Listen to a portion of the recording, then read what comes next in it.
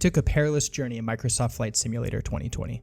I jumped aboard my trusty bush plane, the Cubcrafter X-Cub, high in the French Alps, and I took off from the Courchevel airfield, one of the shortest and most austere landing strips in the entire world. Interestingly, I also shared the airfield with a jetliner, which seemed a little bit out of place and didn't quite make it off of the mountain. After I did successfully take off from the mountain, I moved northwest in search of an iconic landmark, the Matterhorn, one of the most picturesque and certainly the most photographed mountain in the entire world. I was hoping that Bing Maps managed to translate the beauty of this iconic landmark into Microsoft Flight Simulator 2020, but I was wrong. Along our journey, I encountered some of the most perilous conditions that I've ever seen in the game so far. I had to climb to an altitude high above the mountains, right around 14,000 feet above sea level, and the cloud layer was just above me. Icing was a huge concern, turbulence was more severe than I have ever seen in the game before, and I was bouncing around like a feather in the breeze, feeling pretty helpless and pretty small. I did manage to capture some amazing images of some incredible sights, and I know that this journey is going to take you right to the steps of the Swiss Alps. I'm Controlled Pairs. I play the most immersive PC games in the world. This is Microsoft Flight Simulator. I did not expect this. He's actually going to try. Yes. Do it. Do it.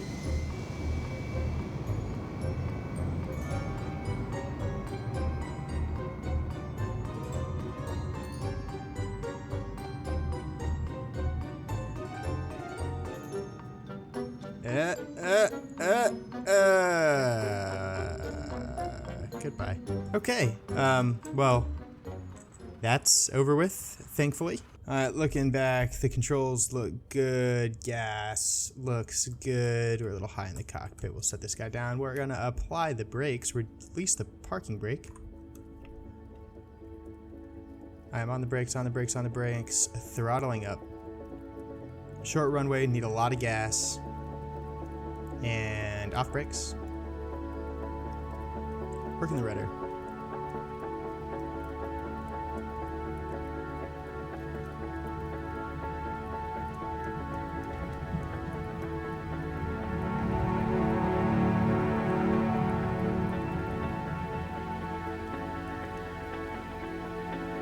And we are wheels up out of Courchevel.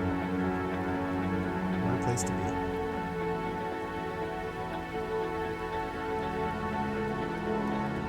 Ooh, it's windy up here. Holy moly. Alright, I've spent the last few minutes comparing Google Maps to our VFR map here to make sure that we're navigating correctly to the Matterhorn.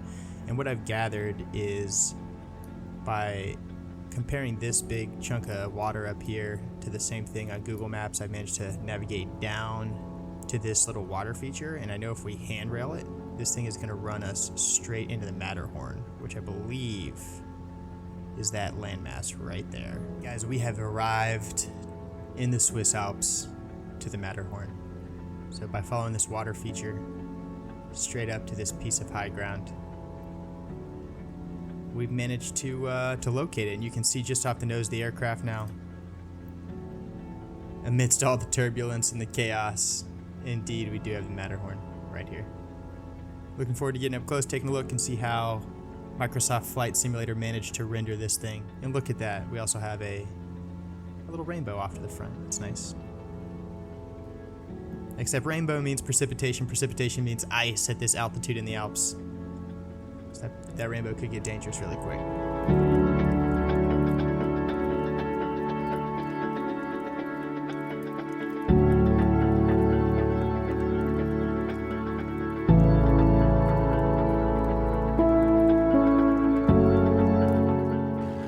Now, if that isn't a sight, a rainbow in the Swiss Alps, the Matterhorn,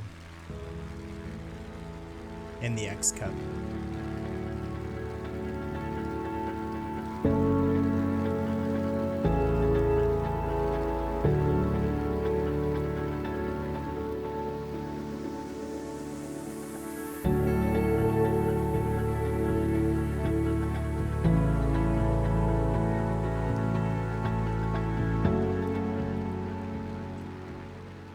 So going back, it's 29 minutes, 47 seconds elapsed. We were expected 26 minutes en route. The extra time probably a result of the amount of altitude that we climbed. We're here, the weather looks crappy. Rainbow looks pretty. Alps look gorgeous. Matterhorn looks underwhelming. The most photographed mountain in the entire world. There it is.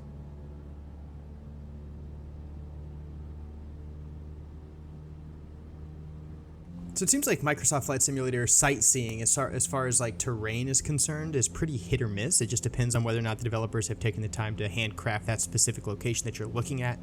You can certainly imagine that over time, those things will continue to improve. What is for certain though is flying the X-Cub in the Swiss Alps is absolutely freaking awesome. Bad weather and all. This thing bouncing around as I climb and descend and move through some choppy air and over this incredibly gorgeous terrain is just an absolute treat. And it continues to exceed expectations. This is my go-to airplane right now in Microsoft Flight Simulator, and I think with the right practice, it's just going to become even more capable in my hands, you know. Always fly through a rainbow when you get the chance, guys.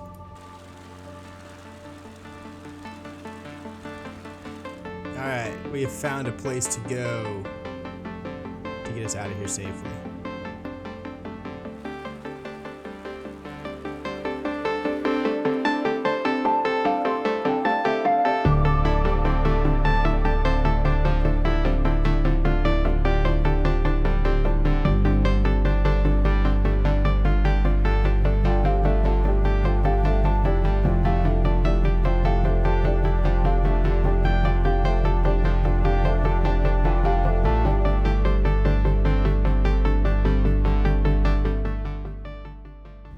Calm winds.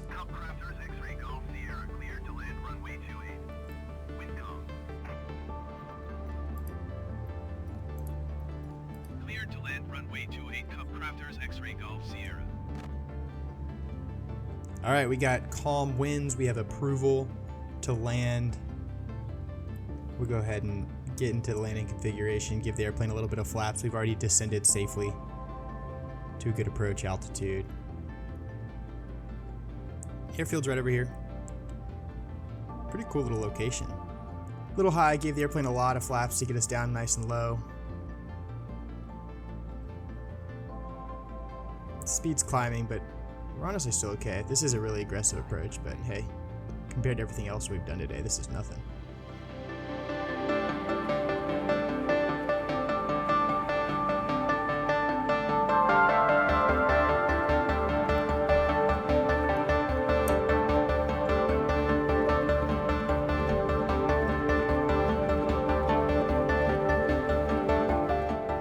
Short runway.